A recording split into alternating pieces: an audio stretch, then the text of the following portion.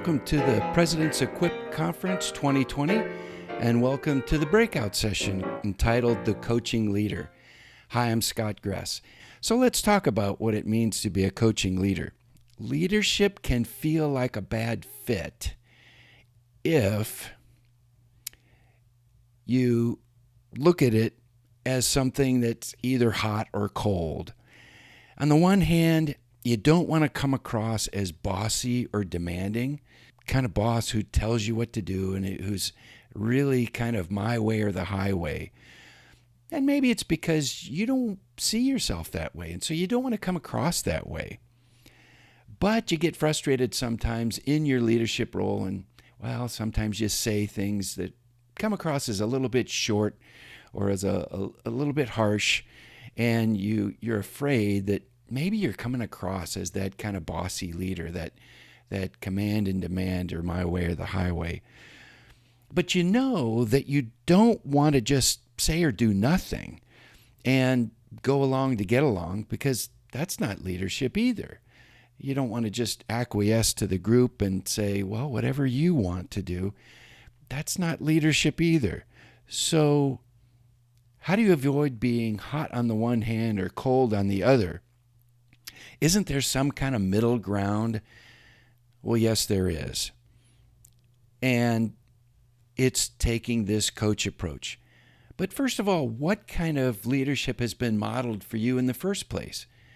Well, think about all those people who've been your, for lack of a better word, leader.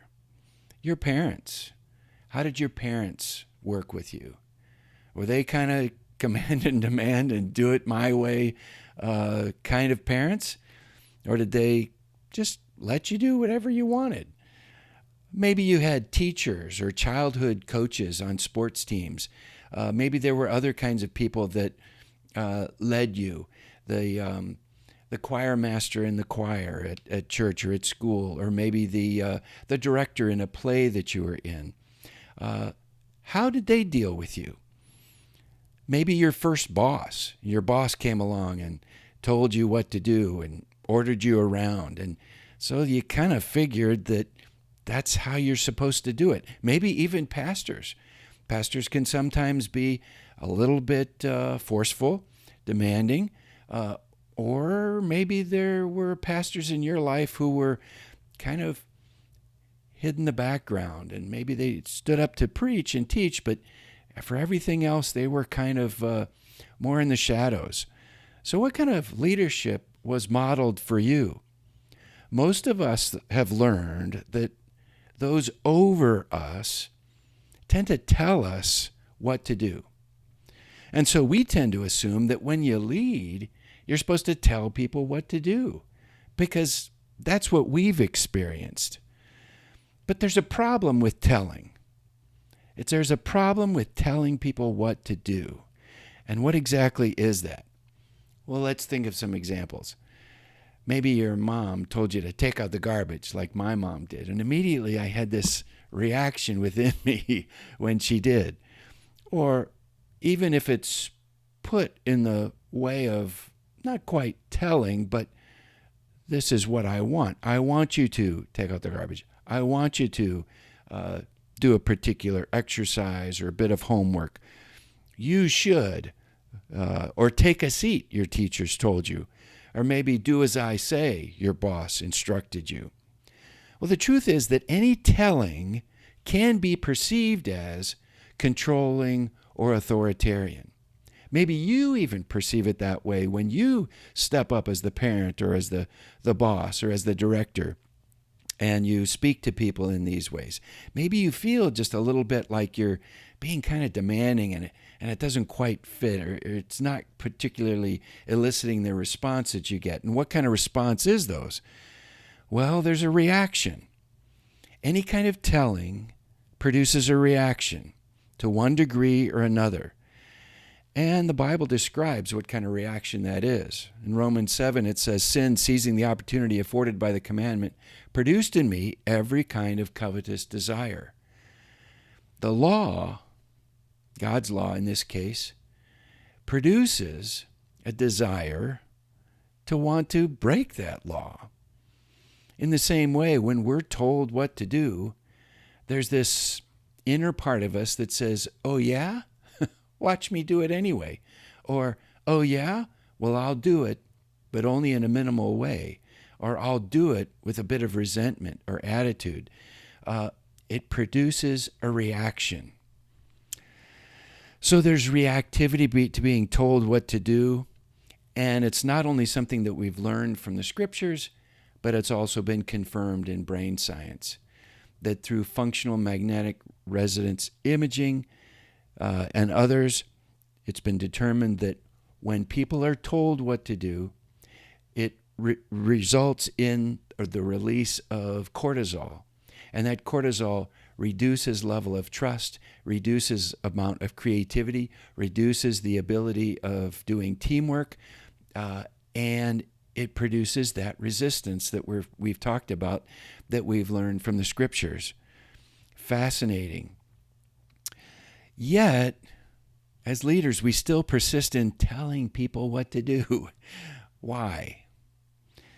Well, maybe we feel when we do that helpful or valuable by supplying answers and telling people what they're to do as the leader.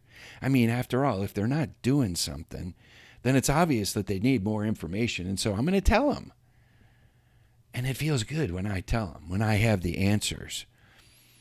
Or maybe we like the feeling of having that position of authority and being in control and telling people what to do. Let's be honest. Do you like to exercise that positional power and kind of throw your weight around in that way? Maybe. Or maybe it's the only way that we know, kind of like what we've talked about from our parents or first bosses or sports team coaches. Yet, this, telling people what to do, supplying the answer, fixing and solving it for them, relieves people of something.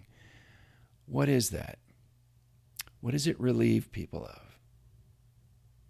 What word would you use? It relieves people of the responsibility for themselves. It relieves people of taking ownership in that task or that thing. It relieves them of even thinking. And so because they don't own it, they're not going to lean into it with all their effort, most likely.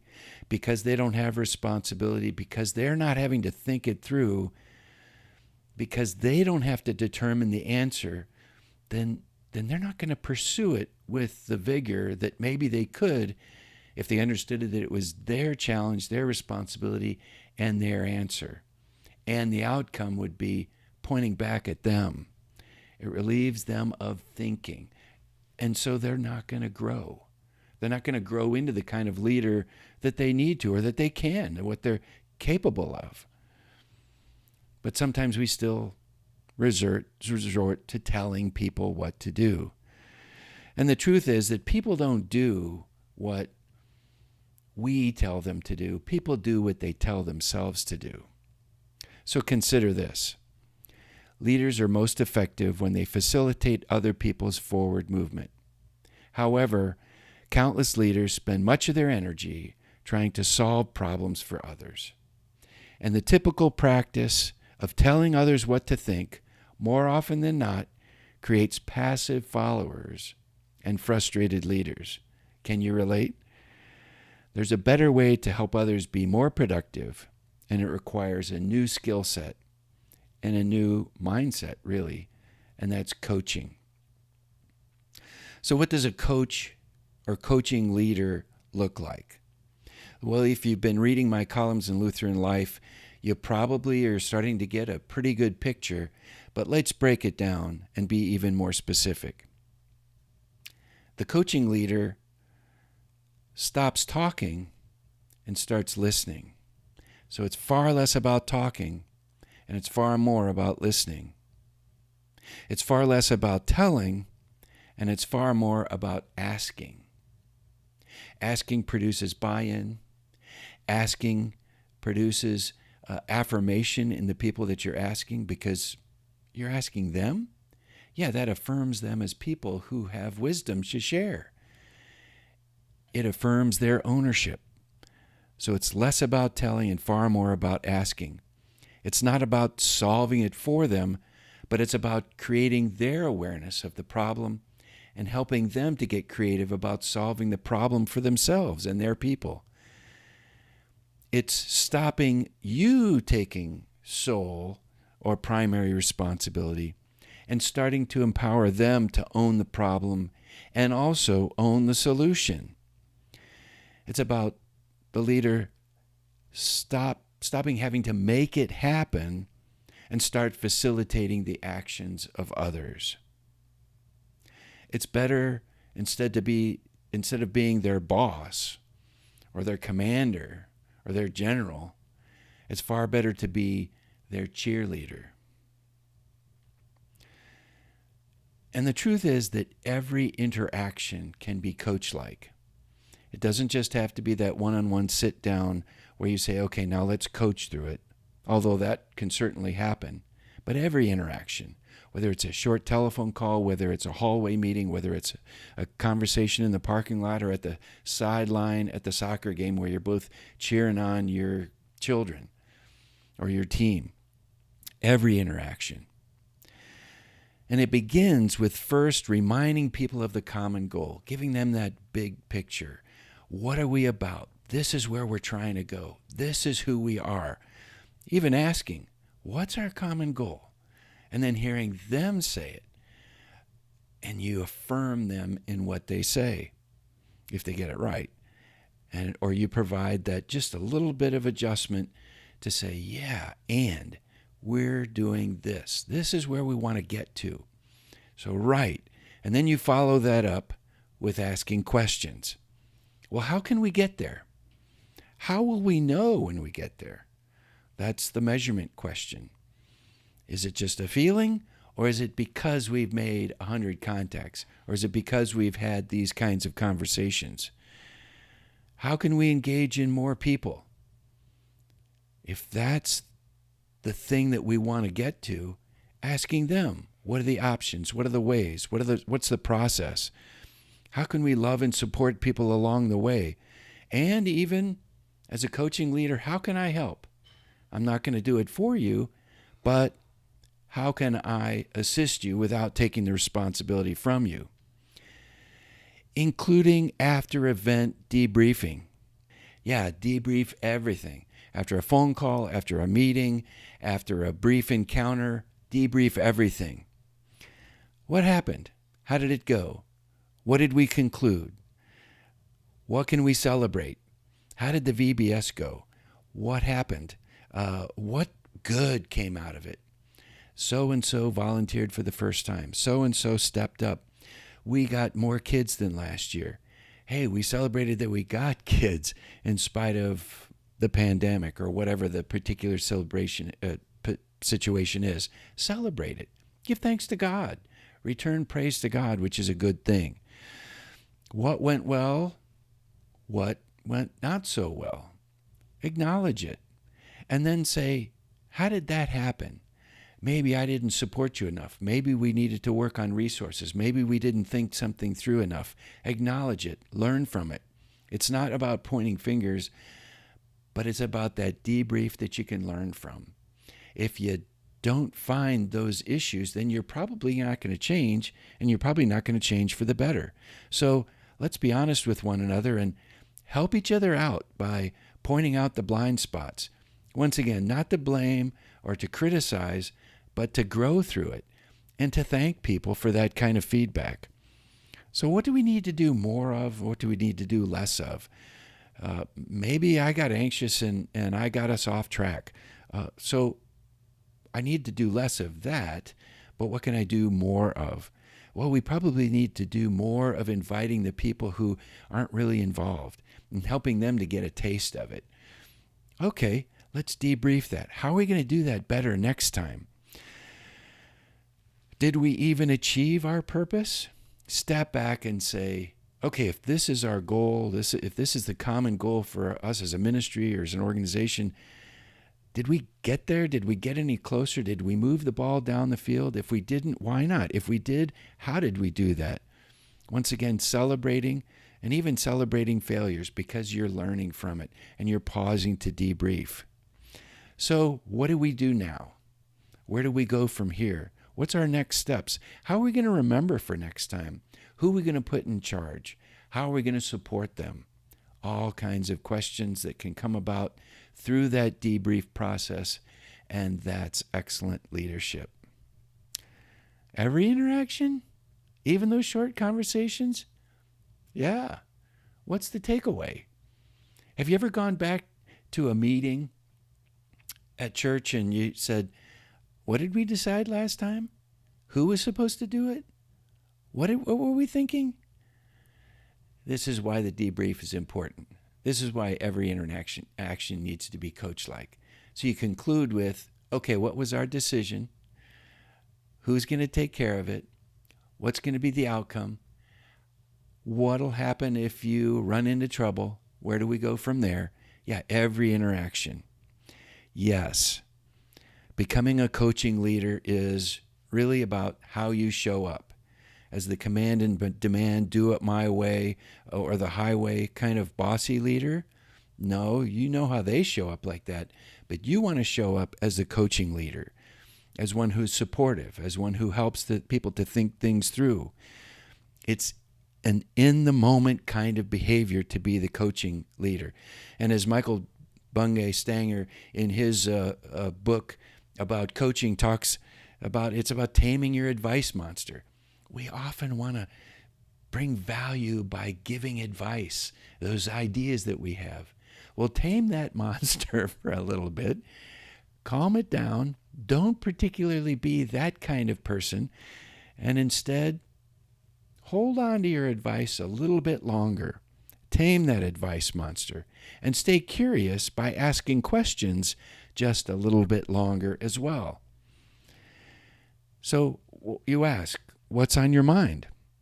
What do you think? People always come in to the leader and say, well, what should we do about blank? Well, instead of letting your advice monster out and saying, well, we definitely need to do this, how about saying, well, what do you think? What good ideas do you have?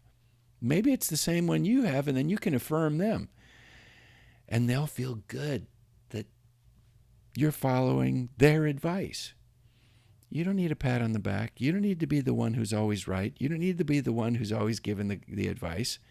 Help them to come up with the good ideas by asking first, well, what do you think? Maybe even asking, well, what's the real challenge in this for you?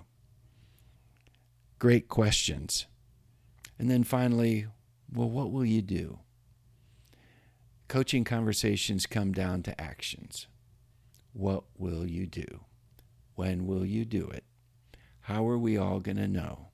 How are you going to know that you've completed it? What will you do? Every interaction. And then you can celebrate them, you can support them, and you can check in. You don't want to be that kind of leader that's a helicopter parent, you know, that metaphor of the parent who's always hovering over their child. And you don't want to be that kind of micromanaging leader. But you don't want to be the opposite extreme either, where you're an absentee parent or an absentee leader. You know, micromanaging versus macromanaging, not being present. You want to be present, keeping in touch. How's this bringing us towards the goal? How can I be helpful? How's things going? Do you have the resources that you need? What kind of support is needed? You're present, but you're not helicoptering or micromanaging, or on the other hand, being so far away either. Every interaction. So a coaching leader often has a coach themselves. That's what I do. That's where I come in, where either formally or informally, I'm working with the leader so that the leader can be more coach-like, or the leader can grow in their leadership so they can be more productive and have more joy, rather than always having to be the bad guy and being the bossy kind of boss. Or maybe being an ineffective kind of leader because you've acquiesced leadership to others, and so you've lost your voice. But anyway, a leader often has a coach themselves to help them to be a more effective coach. And when you're a good leader, when you're a good coaching leader, you ask yourself some certain questions like, what am I assuming here in the meeting, in the moment? What am I labeling? Maybe labeling somebody as being ineffective or not knowing anything and they need more information. But maybe you just need to ask, what are you assuming about people or about the situation? Or maybe even assuming about myself that I need to add value by giving my advice. Well, tame that advice monster just a little bit more. But it requires you to be self-aware about what you're assuming or what you're labeling. Being aware of what behaviors you need to stop or do less of, or what you need to start or do more of. And that requires feedback from your team, where you're open to asking them questions. How am I doing? What was that helpful? What do you need from me? I know I struggle with X. Help me to get over that. I'm really trying to do better. And then a week later, how am I doing? It requires a little bit of vulnerability that might seem to be counterintuitive, but it's an important step.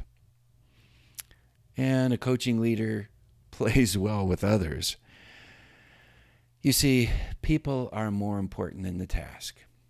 As we become those authoritarian command and control leaders, it's all about the task, isn't it? But we need to understand that people are important as well.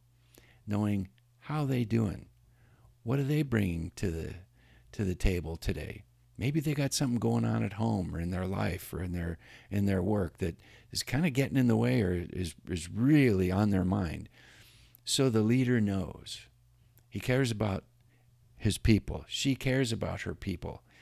And people are in the long run more important than tasks.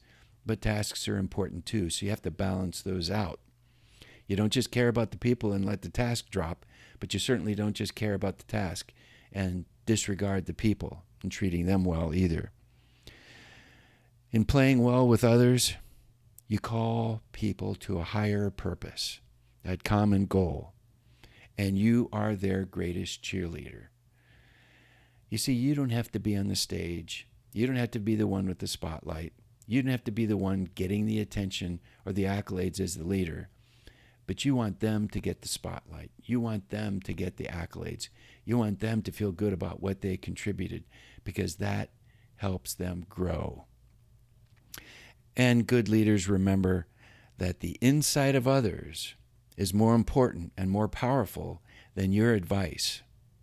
As you ask questions, as they describe things and think out loud by talking to you, they're going to have that insight. They're going to have that awareness. They're going to have that aha. And if you want to learn more, let me encourage you to consider picking up our book, the Christian Coaching Guidebook, Come Alongside Others for Ministry Results. It's available on Amazon. Have a YouTube channel, Scott Gress YouTube channel, where you'll see a number of different YouTube videos about coaching and leadership, but then also video copies more lately of the Coaching Leader podcast, which is also available on iTunes or Google Play, Stitcher, or Overcast. We have a number of different leadership experts, leaders in the church, people who can bring some wisdom into your situation. So they come as experts to share their insights. But then also many of them have been doing some coaching or have been coached and share about that experience. And if you want some more specific coach training, reach out to us this fall, the 2020. We hope to offer some coach training for the Florida-Georgia district. And so just keep your ear to the ground for that. We have a LinkedIn account as well, and Instagram account, Scott Gress Coaching. So it's my pleasure to be with you, and I'm so thankful that you tuned in. And if you want to know more, just email me, and I'd be happy to connect with you. Thanks for listening.